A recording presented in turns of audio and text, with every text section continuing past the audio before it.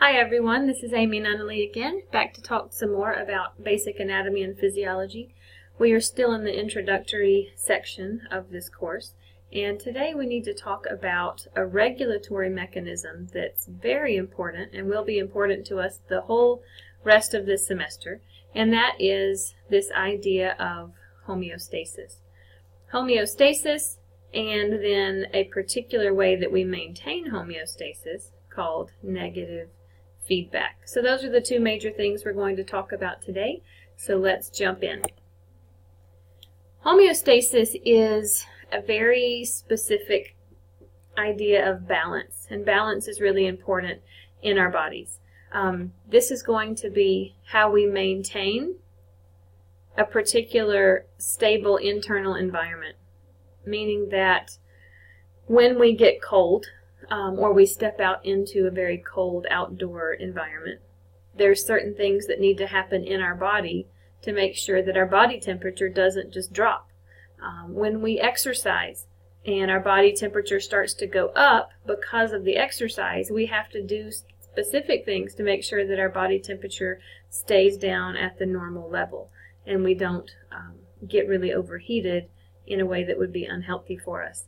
There are other basic ideas of homeostasis as well. Things like when we eat, our blood sugar is going to go up because we've put nutrients and sugars and things into our bloodstream, and then we need to be able to have ways to get that blood sugar to go back down so that every time we eat it doesn't just go higher and higher and higher.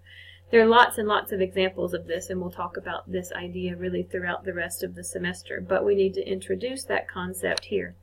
One of the important aspects about this is that homeostasis needs to be maintained despite changes in internal and external factors. We mentioned some of those, like exercise or stepping out into a cold outdoor environment or eating food. All these things are changes that are always happening around us, things that we might do to ourselves, things that might just happen in our environment, but we need to be able to keep a very stable internal environment regardless of what's happening. This idea of homeostasis is also described as a dynamic equilibrium.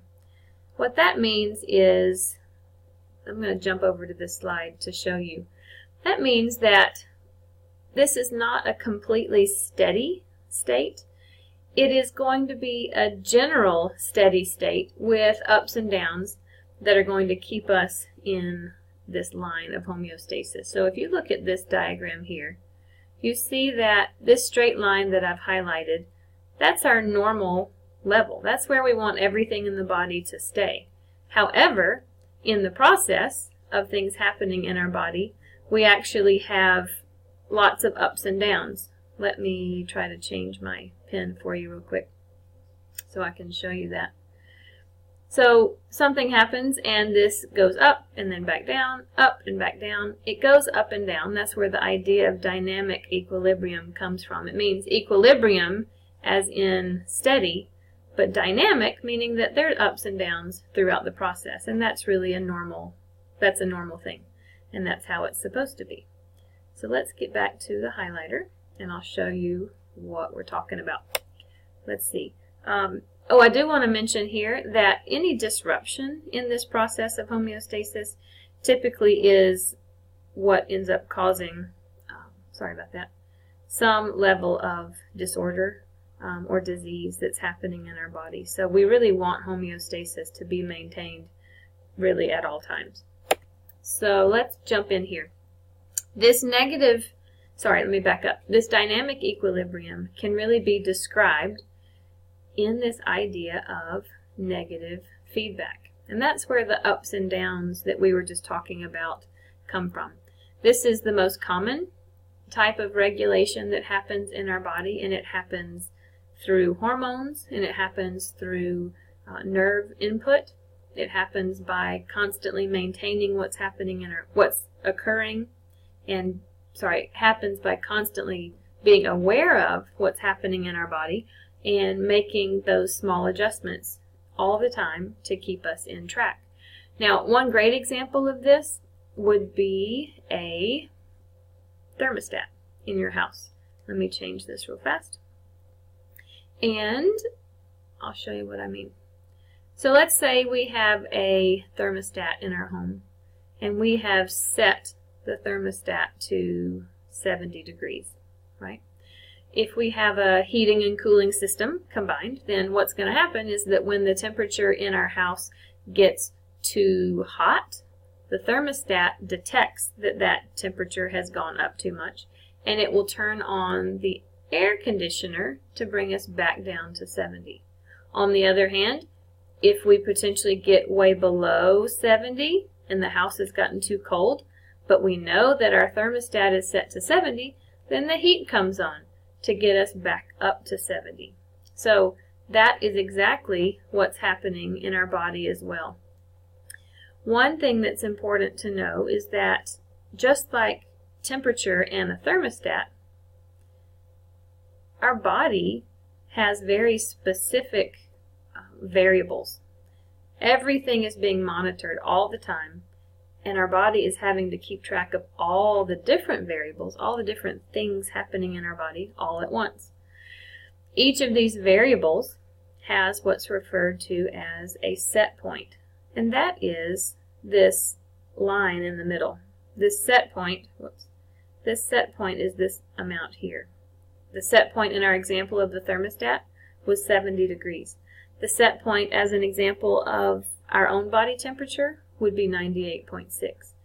The set point for, say, blood pressure would be 120/80, right?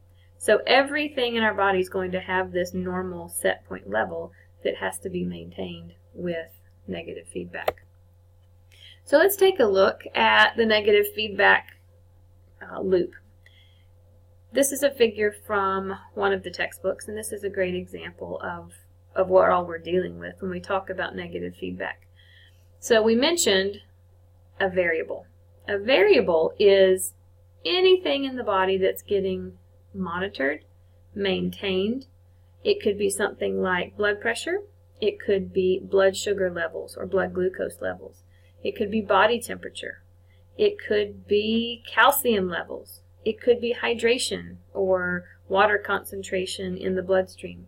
It could be testosterone levels in the blood. So they're all different types of variables. But as we mentioned earlier, variables all have a very specific set point. Okay? And your body knows exactly what that set point is. Let's see, whoops, here we go.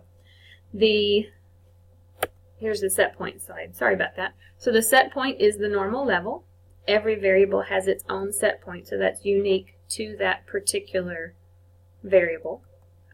A stimulus is something that causes a change in that variable. The stimulus, and I'll show you back on this diagram that we were just looking at, if this is your set point, right, a stimulus is going to make the variable somehow go up or go down.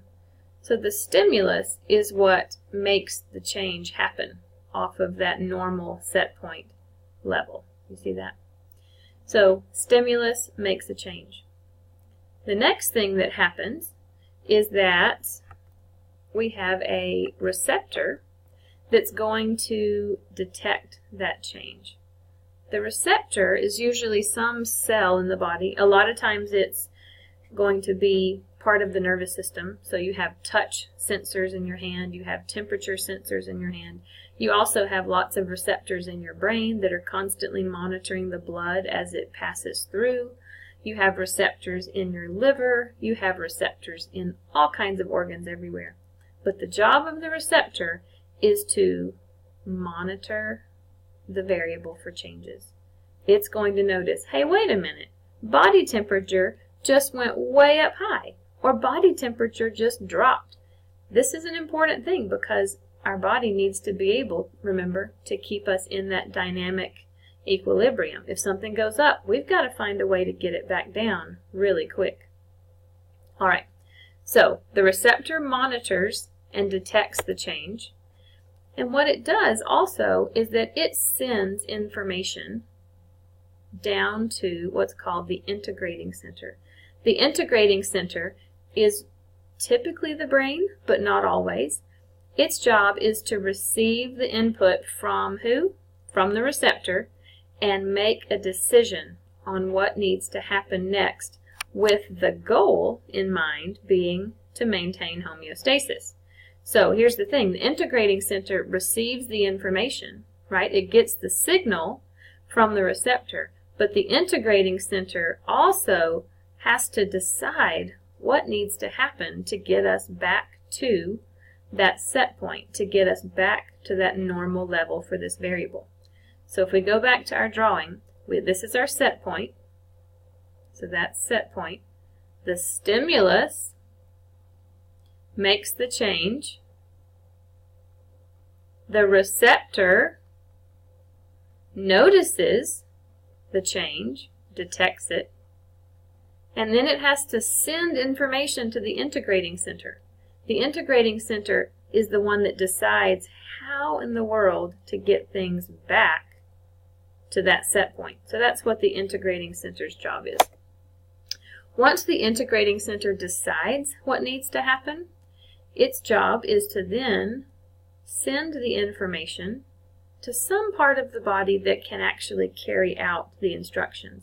So the integrating center makes the decision, it figures out how, but then it has to send information through output towards what's called an effector. The effector is going to be very particularly a muscle or a gland that's going to somehow carry out the instructions that are coming from the integrating center. And once the muscle or the gland works and does the job that it's been told to do, then guess what? You get back to the set point. You get back to the normal level for that physiological variable. So this is the big loop that's going to keep everything in order. This is what's responsible for that dynamic equilibrium. Here's another figure that shows really the same idea, but I just want to go through it again as a review. So let's look here. Remember that we have a variable. The variable is anything in the body that's being maintained, monitored, kept at some normal level. The stimulus produces a change. It takes this variable and it throws it out of whack in one direction or the other. The receptor has to detect the change. That's what its job is. It says, wait a minute, this variable has gone out of balance. Something has happened. Some stimulus has caused this to happen.